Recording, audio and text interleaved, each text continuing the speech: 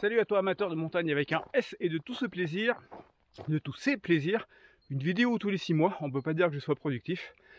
C'est avant tout pour me faire plaisir. Et si en plus j'arrive à vous faire plaisir, tout va bien.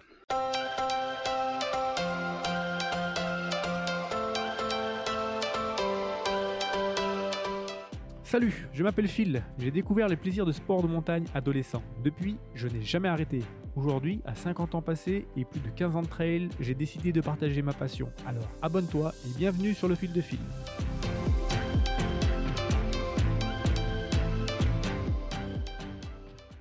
On est le week-end de Pâques de l'an de grâce 2022 et je suis au-dessus du village de Bédouin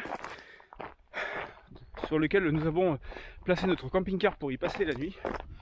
Et aujourd'hui, je me prépare à tenter, à faire l'ascension du Mont Chauve, le Ventoux, depuis Bédouin. Une belle trotte, j'ai pas trop regardé le kilométrage, j'ai pas trop regardé le dénive, mais on monte à plus de 1900 en partant un peu moins de 300. Ça va faire une belle journée et vous allez la partager avec moi. 5 km 500 de fait, dont 4 pour traverser Bédouin et atteindre le vrai départ. Je vous promets, il fait meilleur à l'ombre. Et heureusement que c'est boisé jusque vers 1500 mètres parce que ça cogne. Regardez ça. C'est un autre monde.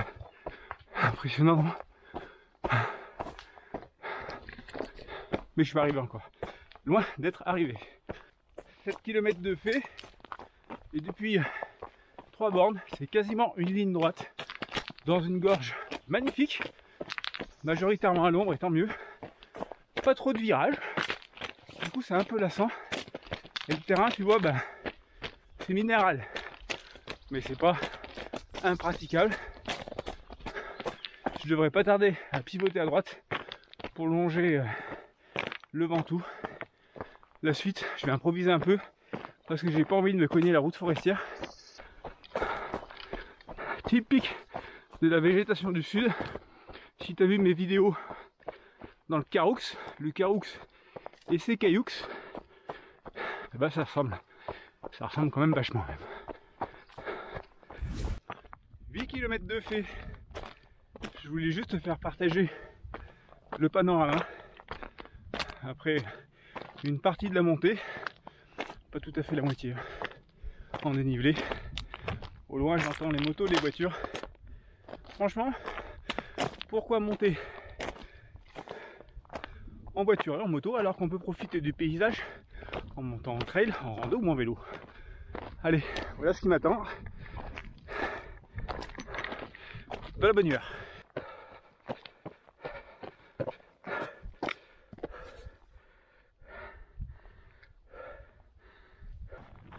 Bientôt 9 bornes et 810 mètres de dénivelé. Je viens de rejoindre ce qui s'appelle la route forestière. La fin de la montée normalement se fait là-dessus. Mais là tu te doutes bien que si je suis en train de descendre, c'est que j'ai fait le choix de ne pas finir la montée là-dessus. C'est trop déprimant. Alors je redescends un peu plus de 100 mètres de dénivelé pour aller chercher un chemin que j'ai trouvé sur la carte. Espérons qu'il soit toujours tracé. Et ça me permettra d'éviter presque les 3/4 de la route forestière avec un bon dénivelé sur une courte distance. De quoi se faire plaisir. C'est somptueux. On a passé les 1000 mètres d'altitude. Il fait beaucoup plus frais qu'en bas. Et c'est tant mieux. J'ai bien fait de redescendre. Enfin là je continue à descendre d'ailleurs. Regarde, c'est quand même un petit peu plus ludique qu'une route forestière. Certes, qui va dans la bonne direction, c'est-à-dire la montée. Mais ça c'est quand même plus le fun. Même si c'est un poil casse-gueule. Au moins, je m'amuse.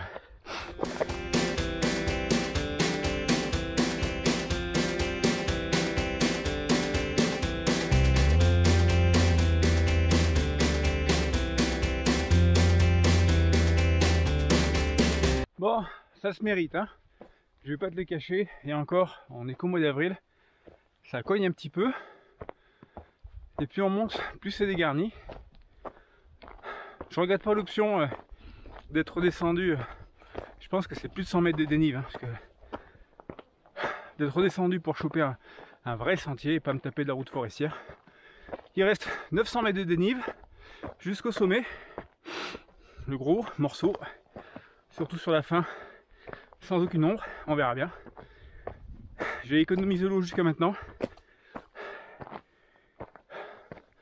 Que du plaisir. Et jambes un peu dur quand même. Allez, hop, je te montre ça tout à l'heure, la suite.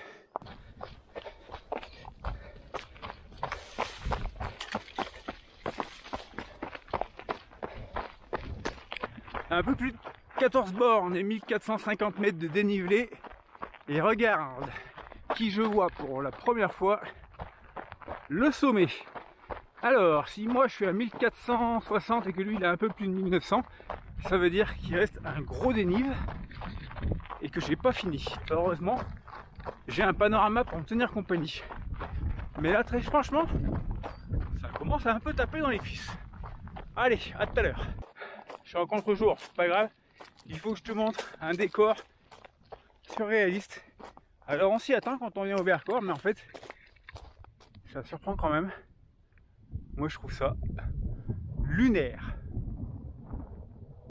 Si on te dit que c'est pas le même climat au sommet du Mont Ventoux qu'au pied du Mont Ventoux, tu peux croire les gens qui disent ça, parce que moi je te confirme, j'ai trouvé des plaques de neige à 1500 et là j'ai limite froid, alors qu'en bas on est à un gros 25 degrés. C'est aussi spectaculaire que je m'y attendais. Alors, tu vois mon allure, je pourrais trottiner, très franchement, là je suis un peu cramé. Et il reste la descente, hop.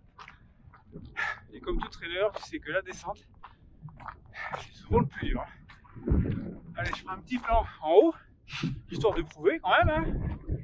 Et puis après, bah, descendre.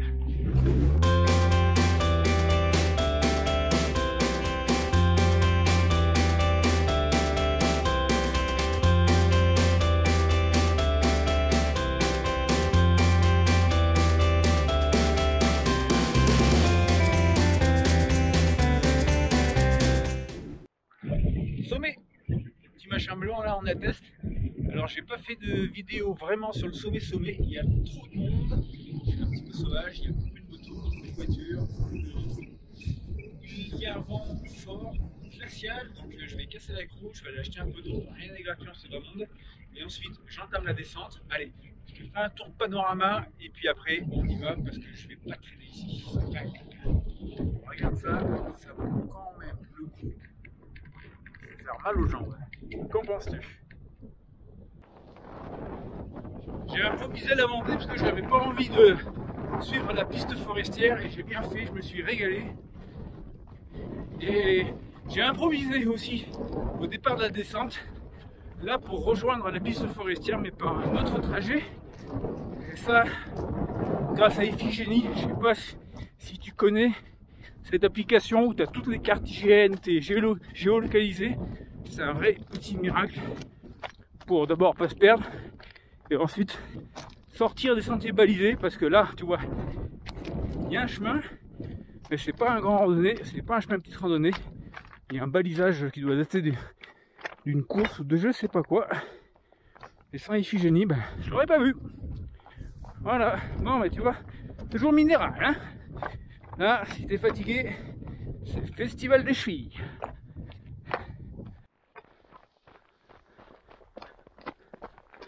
Je suis tout seul. Bon, avantage, c'est le paradis. Inconvénient, faut pas qu'il arrive une merde. Parce que si tu tombes, que tu te blesses, que tu casses ton téléphone, ça devient vite très compliqué.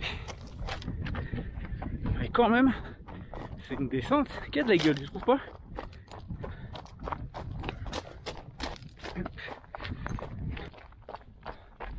Kilomètre 24. Je suis parti du sommet depuis 5 bornes et ça fait 3 km que je suis là-dessus. C'est la piste forestière que je voulais éviter à la montée. Il n'y a rien de plus chiant, mais je dois avouer qu'à la descente, quand on a un peu plein les cuisses et puis que tu as envie de rentrer sans encombre, parce que j'ai quand même ma chérie qui m'attend en bas, et ben c'est pratique. Voilà, ça te permet de réfléchir sans vraiment avoir besoin de te concentrer sur ta foulée. en mode robot. J'ai aucune idée du nombre de bornes et du temps qui me reste. Je pense 7 ou 8 minimum, 7 ou 8 km, hein, vous êtes d'accord, pas 7 ou 8 heures. Ça fera une belle sortie quand même. Fin de la balade dominicale. 37 bornes, 1642 des plus, on a un peu plus de 6h10. Je m'attendais pas à un si gros morceau et je m'attendais pas à une si grosse chaleur. C'est pas la chaleur d'août, mais pour quelqu'un qui est de la montagne comme moi, avril, c'est assez chaud comme ça. Direction le camping-car, la bière, nous on se retrouve bientôt ailleurs, ce sera en montagne c'est sûr, mais quand, je sais pas. Salut à tous.